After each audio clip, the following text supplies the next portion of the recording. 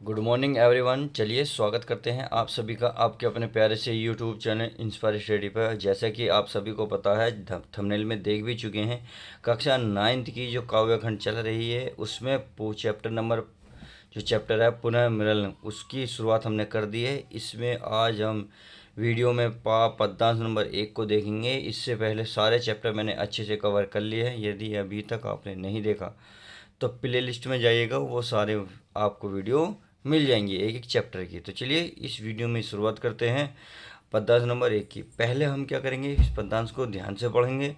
पढ़ने के बाद इसको समझेंगे।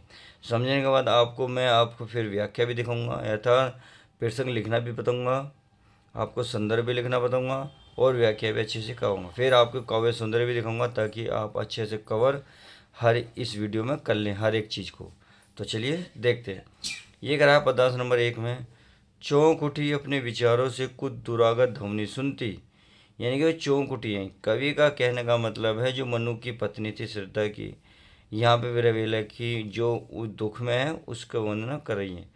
और चौंक कौन उठी है, यानी कि यह सारवत नगर की जो रानी है वह अपने विचारों में कहीं खोई हुई थी, तो वहीं से ध्वनि सुनाई आई जिससे वे चौंक गई। तो यही कह रही है चौंक उठी अपने विचारों से, यानी कि वह अपने विचारों में खोई हुई थी, वे चौंक गई। कुछ दूरागत ध्वनि सुनती, कुछ दूरागत माने दूर से ध्वनि सुनती, कुछ दूर से ध्वनि आती हुई सुनाई दी जिसके कारण वह चौंक गई। इस निस्बंद निशा में कोई, इस निस्बंद निशा, निशा माने सन्नाटा, सन्नाटा यानी कि सन्नाटे, निशा माने रात्रि में, सन्नाटे रात्रि में कोई चली आ रही थी कहते हुए, इनके कोई कहती हुई इस रात्रि में सन्नाटे भरी में कोई दूर से कहती हुई आ रही थी। वो क्या कह रही थी, यह आगे लिखा है। वो कहती, अरे बता दो मुझे दया कर, अरे मुझे बता दो मुझ पर दया करके, यानी कि मुझ पर कृपया करके मुझे बता दो कि कहाँ प्रवासी है मेरा, कहाँ गया मेरा प्रवासी, यानी कि मेरा पति कहाँ गया है उसके बारे में कोई मुझे बता दो।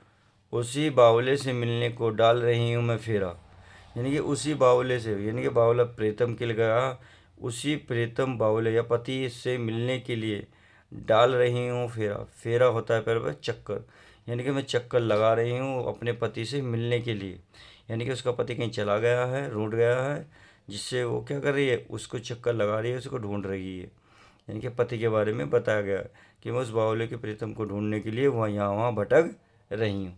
इतनी बात समझ में आ गई। तो चलिए पद्यांश को अच्छे से समझा। अब क्या करते हैं, संदर्भ, प्रसंग और व्याख्या को देख लेते हैं। तो चलिए यहाँ भी देख लेते हैं। यहाँ है आपका, देखो ध्यान से देखो, ये लिखा हुआ है प्रसंग।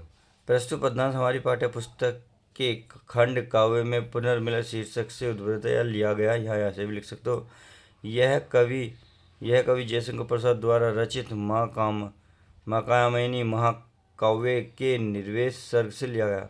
आप सीधा इतना लिखेंगे, प्रस्तुत पद्यांश हमारी पाठ्य पुस्तक के खंड काव्य की पुनर्मिलन चैप्टर से लिया गया है, जिसके लेखक जयशंकर प्रसाद जी हैं। बस इतना आप लिखेंगे। अब क्या लिखेंगे, अब लिखेंगे प्रसंग। चलिए प्रसंग भी देख लेते हैं, प्रसंग भी देख लेते हैं। इसमें है, प्रस्तुत पद्यांश में कवि ने मनु की पत्नी श्रद्धा की विरह वेदना को व्यक्त किया है। सही है। अब व्याख्या में देख लेते हैं। प्रसाद जी कहते हैं कि इला माना दस, सारवत नगर की रानी अपने विचारों में खोई हुई थी, तभी उसे दूर से आती हुई आवाज़ सुनाई दी, जिस आवाज़ को सुनकर वह चौंक पड़ी।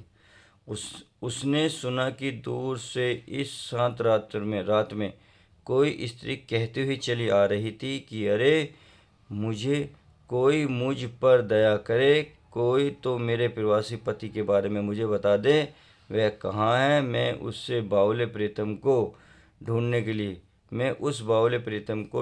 लिए यहाँ वहाँ भटक रही हूँ। उम्मीद है ये समझ में आ गया होगा। अब काव्य के सौंदर्य देख लेते हैं जो जरूरी है। ये कह रहा है, भाषा में अगर भाषा की बरस खड़ी बोली हो जाएगी, गुण की प्रसाद, रस की बात करें वियोग श्रृंगार, छंद मात्रिक, शब्द शक्ति व्यंजन, अगर अलंकार की बात करें तो अनुप्रास अलंकार। आई होप इतनी बात समझ गए होंगे। तो चलिए अगला पद्यांश देखते हैं। तो चलिए पद्मांश नंबर 2 को देख लेते हैं। क्या रूठ गया था अपनेपन से, यानी कि वह रूठ गया था मेरे लड़कपन से, कि वह रूठ गया था। अपना अपना सकी ने उसको मैं, वो उसको मैं अपना सकी नहीं, यानी कि मैं उसको अपना बना नहीं सकी। मेरे लड़कपन से वह रूठ गया था। वह तो मेरा अपना ही था, यानी कि वह तो प्रिय प्रीतम मेरा अपना ही था। वह क्यों रूठ गया, यानी कि अपने नहीं रूठते परंतु उसका पति उससे रूठ गया था, वो ये कह रही है। भला मनाती किसको मैं, यानी कि मैं किसको मनाती, मैं किसको नहीं मनाती, क्योंकि अपने रूठते नहीं हैं, अपने मान भी जाते हैं खुद, परंतु ऐसा नहीं है, उसके पतिदेव रूठ गए हैं। यही भूल अब सूल श्रद्धे से साल रही है उम्र में मेरे, यानी कि यह भूली कि मैं ये मान चुकी थी कि वो मेरे पति हैं, वे अपने हैं, वे कभी रूठेंगे नहीं, परंतु ऐसा नहीं है। अब यही भूल सूल दृश्य को, सूल मन होता कांटा, श्रद्धे से माने समान, कांटे के समान, अब यही बात मेरे कांटे के समान साल रही है। साल रही है माने क्या होता है, चुभ रही है और में मेरे, और कहते हैं हृदय में, यह सीने में, इनकी यही बात अब मेरे हृदय में कांटे की तरह चुभ रही है। कैसे पाऊंगी उसको मैं, कोई आकर कह दे, यानी कि मैं उसको कैसे पा सकती हूँ, उसको कैसे मना सकती हूँ, कोई तो मुझे बता दे कि मेरे पतिदेव कैसे मुझसे रूठे हुए हैं, जो वो कैसे मानेंगे। आई होप इतनी बात समझ गए होंगे। चलिए अब क्या करते हैं, प्रसंग संदर्भ और व्याख्या को देख लेते हैं। अब देखिए ये रहा, देखिए जो प्रसंग रहेगा वो आपका पूर्ववर्ती रहेगा। अब सॉरी संदर्भ। अब प्रसंग, यहाँ कविवर प्रसाद जी ने पति की विरह में व्याकुल श्रद्धा की वेदना को व्यक्त किया। चाहो तो आप प्रसंग पूर्ववर्ती रख सकते हो, यानी कि जो वो था वही है। अब व्याख्या की बात कर लेते हैं। ये कहते हैं, श्रद्धा कहती है कि मेरा प्रीतम मनु मुझसे रूठ गया है। ऐसा लगता है कि वह अपने आप से ही रूठ गया है। मुझे तो ऐसा लगता है कि वह अपने आप ही मान जाएगा, परंतु वह मुझे छोड़कर न जाने कहाँ चला गया। मैं उसे मना भी नहीं सकी।